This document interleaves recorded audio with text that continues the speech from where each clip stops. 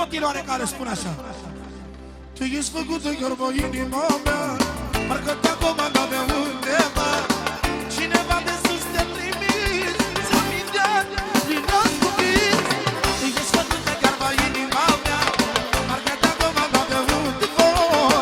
Cineva de sus te trimis să minte prin ascubiți.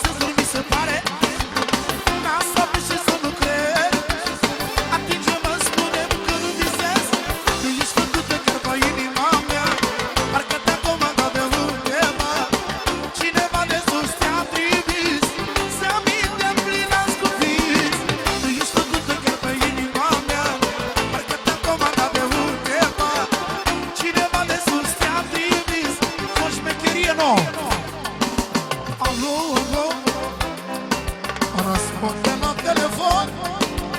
Alo, alo, de dragul tău eu mor, adevărat. Alo, alo, viața mea. Dar răspunde la telefon.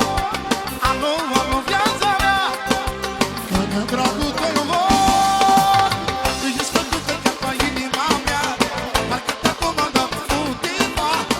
Cineva de sus te-a trimis să minte plin ascubiți.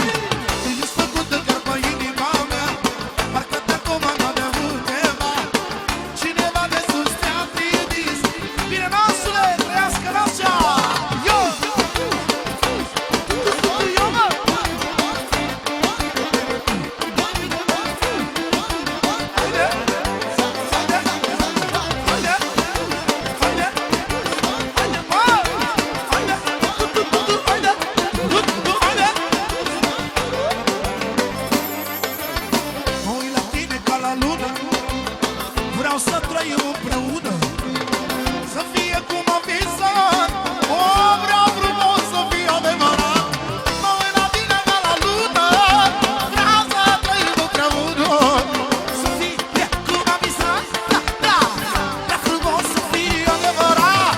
Tu ești făcută chiar pe inima mea, parcă te-am comandat de undeva. Cineva de sus te-a trimis să minte prin ascubiți. Tu ești făcută chiar pe inima mea, parcă te-a comandat undeva.